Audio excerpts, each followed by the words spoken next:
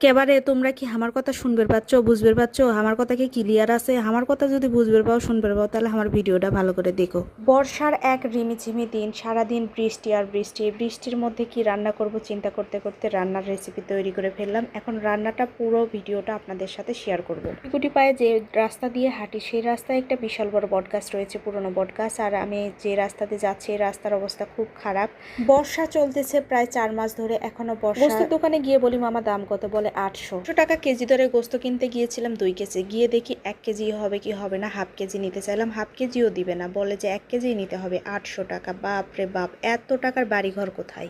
আমি যে কিপটার 1000 টাকা বের করে দিলাম। আহ, কি আফসোস, 1000 টাকার গোস্ত এইটুকু। বলেছিলাম হাড্ডি মাড্ডি কমায় দিবেন, দেখি হাড্ডি তো দিছে কি দেয়নি।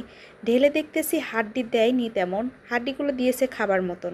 বাহ বাহ, আজকে খাওয়া হবে। কিপটার ঘরে যে গরুর গোস্ত রান্না হবে এটা তো চিন্তাই করা যায় না। এইবার পেঁয়াজ কুচি তেলের মধ্যে দিলাম, কাঁচামরিচ শুকনো মরিচ দিয়ে সুন্দর করে পেঁয়াজটা কষায় নিতে হবে। পেঁয়াজটা ভাজতে ভাজতে দেখতেছি পেঁয়াজটা অর্ধেকটা ভাজা হয়ে গেছে। এখন এর মধ্যে আমি রসুন থেতা করে রাখছিলাম, এর মধ্যে মরিচের গুঁড়ো, ময় মশলা, গরম মশলা সব দিয়ে সুন্দর করে একটা পেস্ট বানায় এই যে পেঁয়াজের মধ্যে দিয়ে দিলাম। তেল শর্ট পড়েছিল, আবার তেলটা ঢেলে নিলাম। তেল দিচ্ছি, তেল যদি গোস্ততে বেশি পরিমাণে না হয় রান্নাটা মজা না। এখন এর মধ্যে গোস্ত দিয়ে দিব, কিন্তু এখানে আমি কি কি দিয়েছি এর মশলার মধ্যে, এখানে গরম মশলা রয়েছে অনেক রকমের, যে মশলা আমি অন্য কোনো ভিডিওতে আপনাদেরকে দেখায় দিব।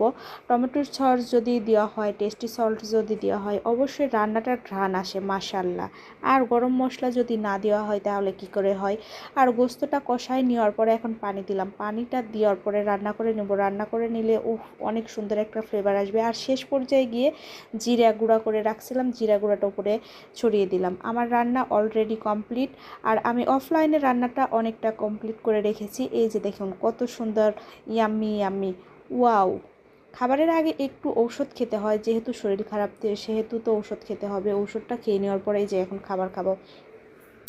মাশাল্লাহ মাশাল্লাহ, আলহামদুলিল্লাহ, আল্লাহর শুকরিয়া আদায় করি। খাবারটা অনেক টেস্টি হয়েছে। সবার শেষে 7 আপ, 7 আপ